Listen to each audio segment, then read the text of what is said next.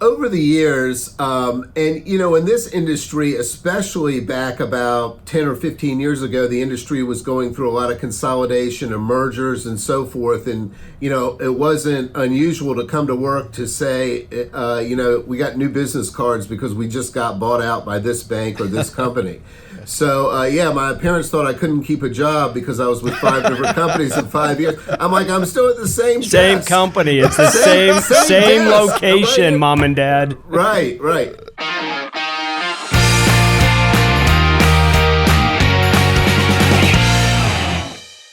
So welcome to another episode of the Contacts to Contracts podcast. I am Bryan Lovell, again here with my co-host, Mr. John Jones. And as we continue in our Top Producer series, we have a special guest with us today, a 26-year veteran of the mortgage industry, all the way from Atlanta, Georgia, Mr. Stephen Katz. Stephen, hey guys. Thanks for joining us today, buddy. Good. Hey, welcome to the show, Stephen. Hey, let's put your thinking cap on, and you're going back now 26 years in the business. Tell us what got you in the mortgage business and why? I mean, back then, how did you get started? Well, I actually started selling real estate. I was a real estate agent for 4 years, and I liked it, but I only had a few transactions. Sure. And the mortgage business was faster paced. The loan officer that I liked coached me a little bit about what the business was like, and I seemed to be better suited. I like more transactions. 100% agree. And speaking for somebody that's done a little bit of both myself in the last 25, 30 years, I've sold real estate, and I 100% agree that you just don't touch enough people and see enough stuff. So you think the better opportunity, Stephen, for you was in mortgage instead of real estate? Absolutely. I like the finance part of it, and I like the fact that there's a lot more transactions. The average loan officer closes a lot more deals than the average real estate agent. Yeah. So I gotta know, just out of curiosity, 26 years is a long career in this business. Like, what have been some of the major changes in this business over the years that somebody like me who just got in 2008 would never really understand? Well, I think, so technology is the big part of it. Technology can be friend or foe. So back when I started, the customer was very reliant on the loan officer to teach them, educate them, and present their options. Today, there's so much information on the internet. It's so easy for the customer to shop that it can work both for us and against us at times. I mean, as far as the little things, we had the slimy fax paper, and the credit reports would have to come off of one secure machine and, stuff like that. Oh, and I think the FHA limit was $140,000 when I got the business. And back then, you didn't have DU, right? Like, you didn't have automated underwriting systems? Actually, we didn't even have credit scoring. There was a little bit of controversy when credit scoring came out, whether that would, help us or hurt us. Obviously, now it's an integral part. Yeah, I think the interesting thing about that, you talk about how the industry has changed over a 26-year period. There are things that happen in our business from time to time that we have a tendency to freak out about. And in the scheme of things, there are minor changes, Like, I remember a couple of years ago when the CFPB came on the scene, it was like, this is the end of the mortgage business. Shutting us down. They're shutting us all down. And so, things like that come and go, or actually that hasn't gone yet, but, things like that come and we tend to freak out a little bit about, but here we are, still resilient as ever and doing well. So, Stephen, my question for you is, for 26 years, something has to have grounded you for this long. Why are you a loan originator in the first place?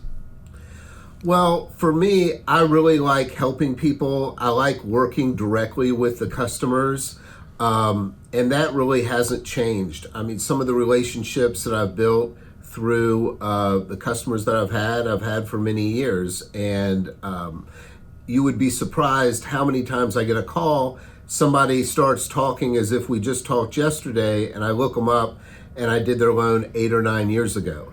So that's the part that I enjoy, and really that hasn't changed for me. So it sounds like you've amassed a massive database of past clients, and you tap into that. Right. So my past database is probably 60% of my business. Just staying in touch with those people. In the old days, everything was either direct mail or phone call. Now, of course, it's a lot more automated with social media, texting, whatever. But the same thing, the thing is, we talk about the changes over the last 26 years, but meeting people, building relationships, and sustaining those relationships it stayed the same. The business has always been about getting new customers and keeping your old customers. So what were the early days like for you, Stephen? Did you struggle? Have you ever had a point in the business where you struggled? Absolutely. Where you were wondering, is this even the right career for me, or anything like that? Well, yeah, certainly in the early years it was tough. Did I ever get to the point where I thought it wasn't the right career for me? No, I don't think I ever got to that point, but there were some tough years. I got in 93, and we were in a little bit of a refi boom then, so I kind of got a jump start. But then I remember the second year, rates went up, and I was without any business. I was basically starting over, and I had to work on building those relationships. And one good thing is, when I did sell real estate, the company had a pretty good kind of general sales training. So I wasn't completely new to the process, but it did take a while to build up a clientele. Yeah. So before we get too far into when you went from, say, average to, amazing like Rock you star. are now, right? Oh yeah, right. That was Thursday. Yeah. Hey, listen, the end of the month, you're only as good as, the next month, right? So I'm imagining in 26 years, you've worked in a lot of different models, right? I mean, today Yes. in our business, we have retail, we have correspondent, we have broker, you have even big bank retail. Have you worked in all of them, or what's been your primary? Well, over the years, in this industry, especially back about 10 or 15 years ago, the industry was going through a lot of consolidation and mergers and so forth. And, it wasn't unusual to come to work to say, we got new business cards because we just got bought out by this bank or this company. So, my parents thought I couldn't keep a job because I was with 5 different companies in 5 years. I'm like, I'm still at the same desk. Company. It's the same desk. location, Mom and Dad. Right. So, so different. One thing about the mortgage industry, we have different channels. We have broker, we have banking, we have correspondent. But really, there's good and bad in all those. For me, I like where I am now. We're a correspondent. It's kind of best of both worlds in my eyes. But I have talked to people who have had success in each of the different channels. Yeah. So and you've been in this model for how long? Well, I've been with Van Dyke Mortgage about 10, going on 11 years now, and and we're a correspondent, and I like the model. So yeah, it's been a while. So when did things really start to click for you, Stephen? When did you go from, say, a business that was pretty sustainable to one that was, starting to grow pretty large?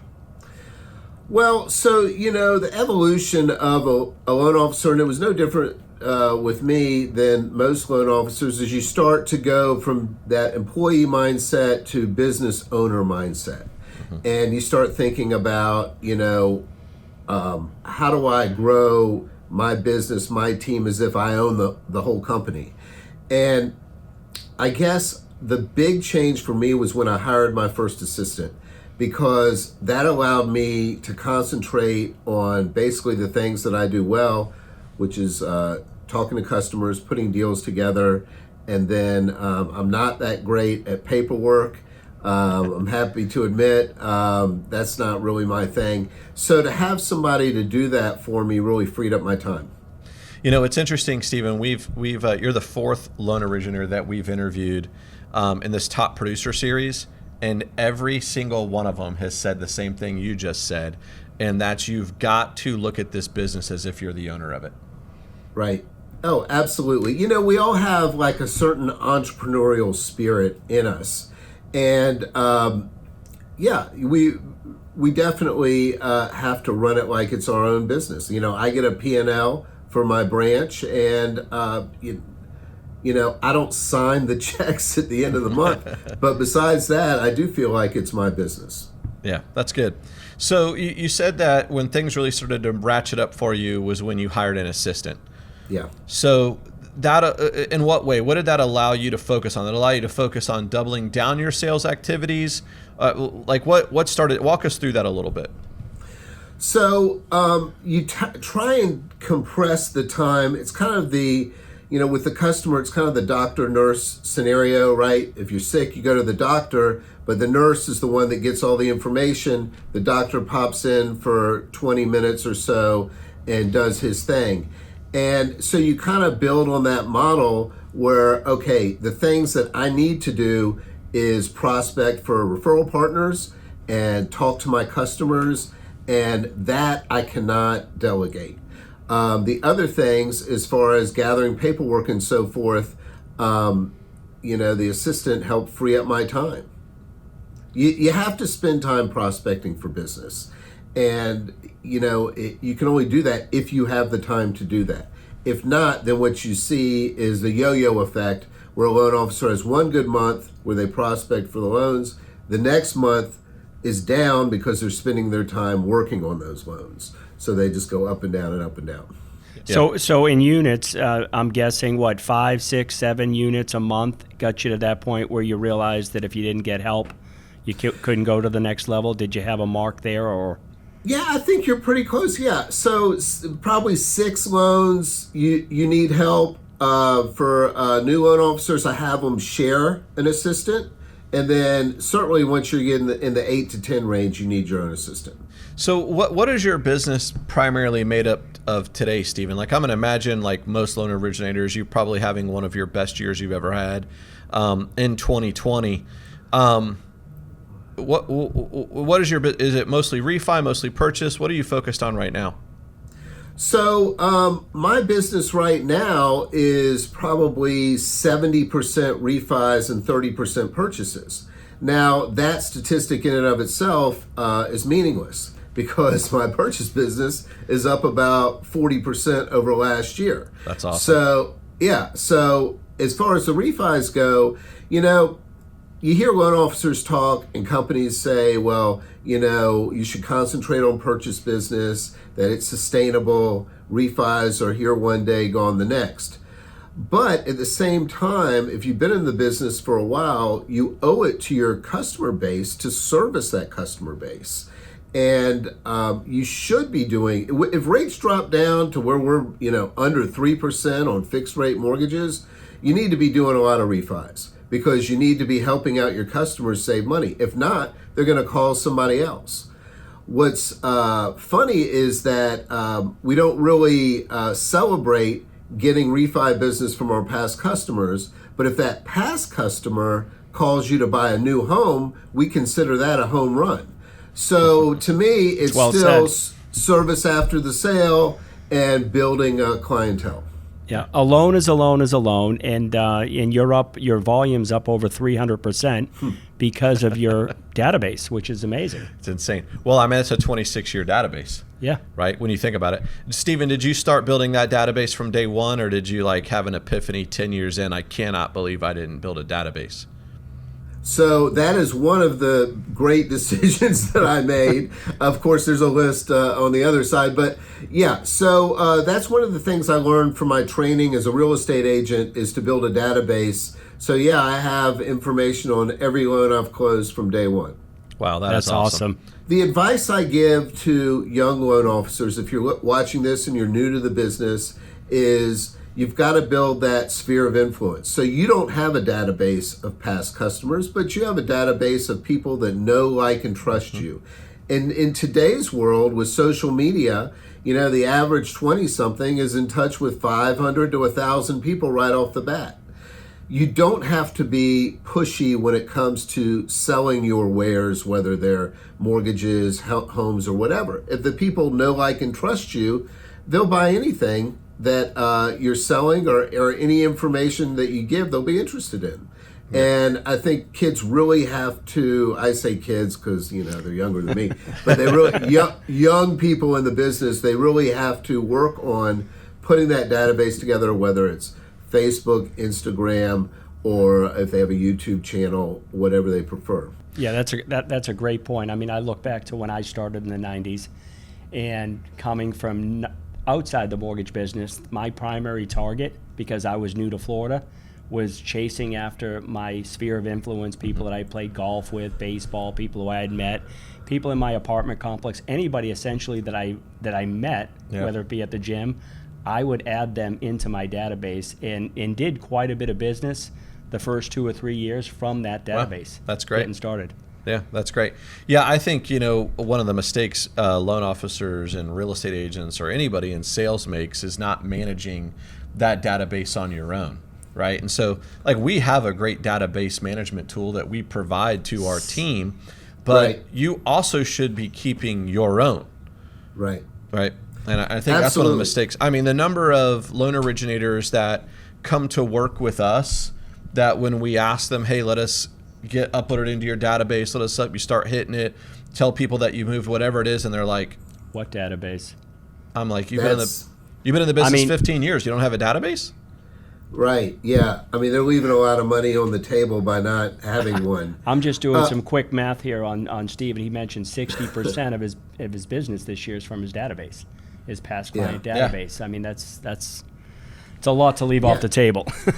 Right, and it's just, it's easier to do business with people that are already familiar with you.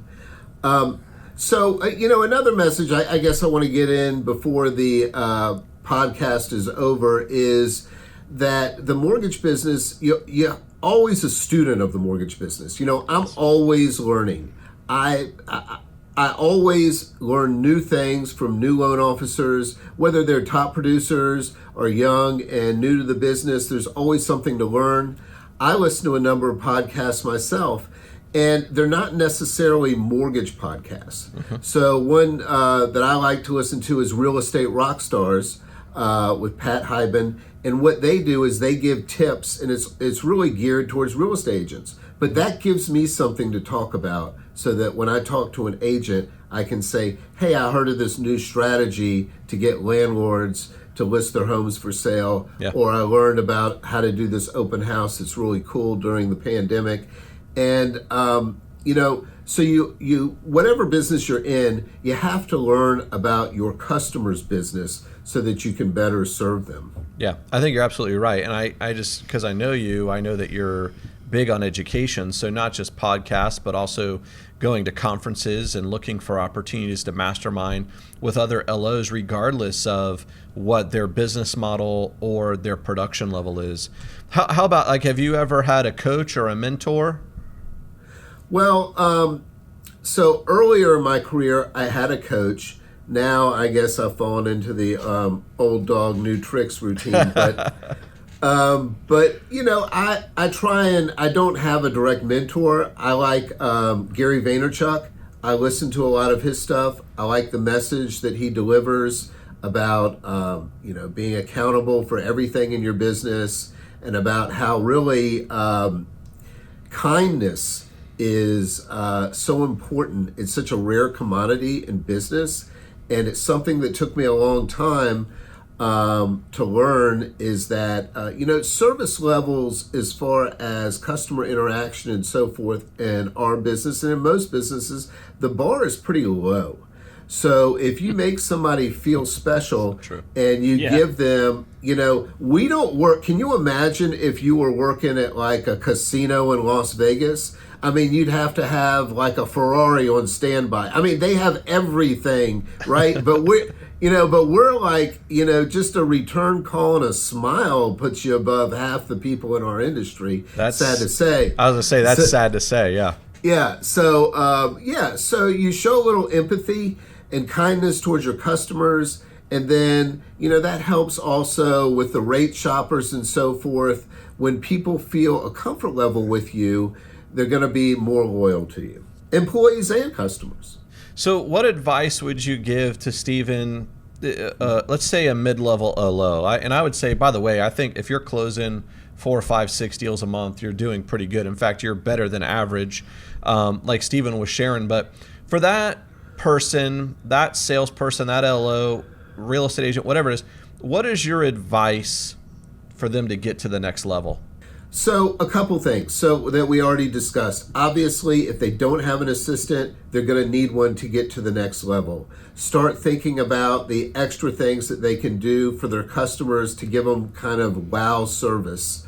The other thing is they need to really dig deep in their database. Just because they have their origination system that has a record of all their closings doesn't mean that it's a database that they're working. Yeah. They need to be in touch with those people.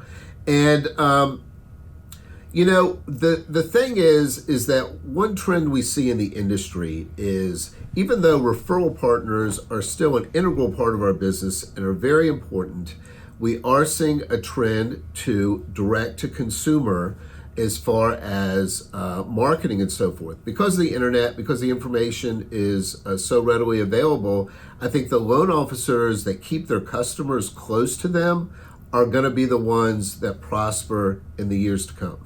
Yeah, I think you're absolutely right about that. I don't know if anybody here is a fan of the show Shark Tank. You guys watch Shark Tank? Yes, okay. Sure. Yeah, sure. So I don't even remember what this guy was pitching, but he was pitching a product to the Shark Tank guys and gals, and they were not interested in his product. They liked him. But Mark Cuban bought his Instagram following. Wow.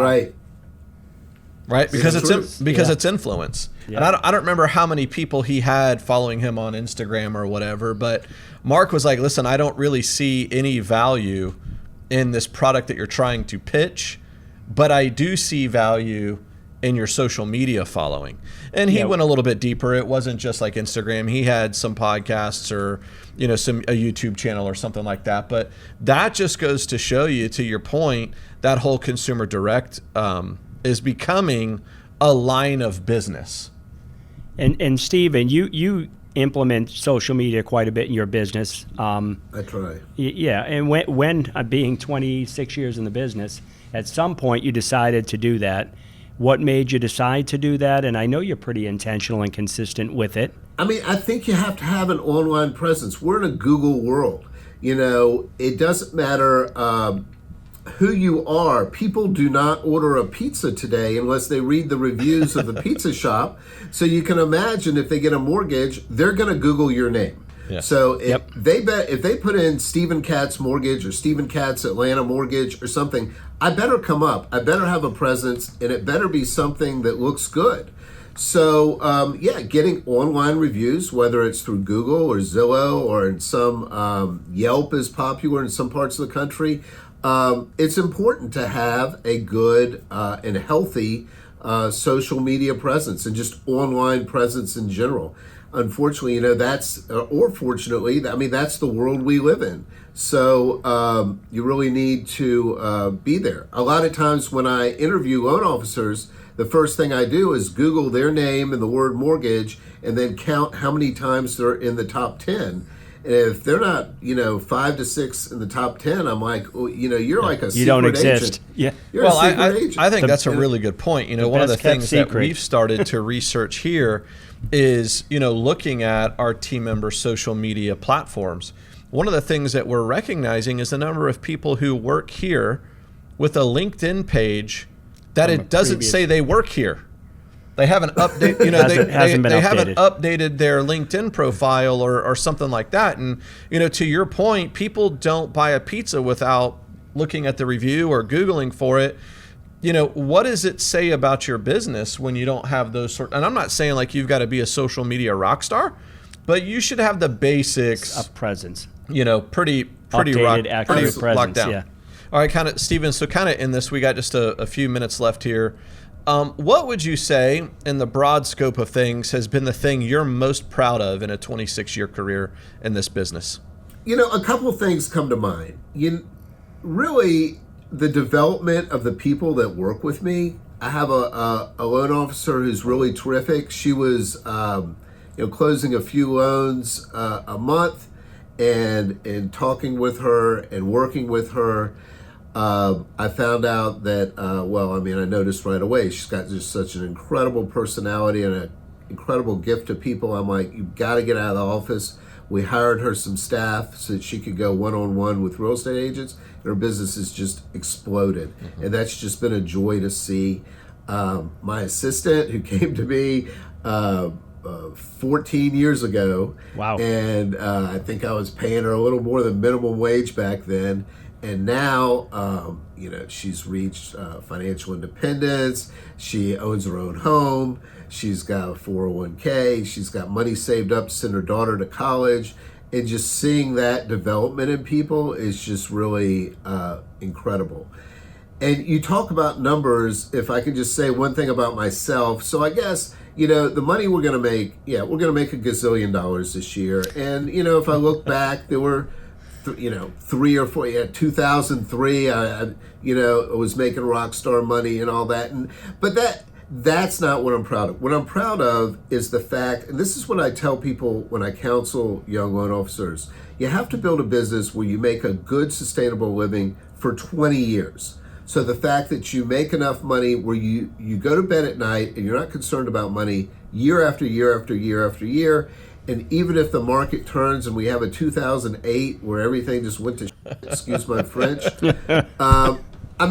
you still have enough of financial balance in the business that you're doing and the savings you have that you're able to sustain your lifestyle, and you go to bed at night and you're not worried about paying the bills. And I think doing that for 2 decades or longer is probably what I'm most proud of. Yeah, that's awesome. Man, that's absolutely awesome. I love the fact that your most proud accomplishment is what you've done for other people. For other people. How you've served. I love that. That's really what keeps me going. How you've served other people. I love that. And I think as long as you have a mindset like that, you'll be able to accomplish anything that you want, right? If you give more to others than you take, you're going to be in a good position. Stephen, we appreciate you joining us today. Thanks, Bryan and John. Thank you, anything Stephen. else you would have liked us to ask? I think we covered all the bases except for where the President's Club trip's going to be. Ought to be a good one, right? Stay tuned. Stay tuned. So let me close us out here. Hey, so thanks for tuning in to another episode of the Contacts to Contracts podcast. On behalf of John Jones and Stephen Katz, I'm Bryan Lovell. Thank you so much for joining us. Don't forget to like, to subscribe, and to share. And if there's anything that you need, please know we're always here to serve.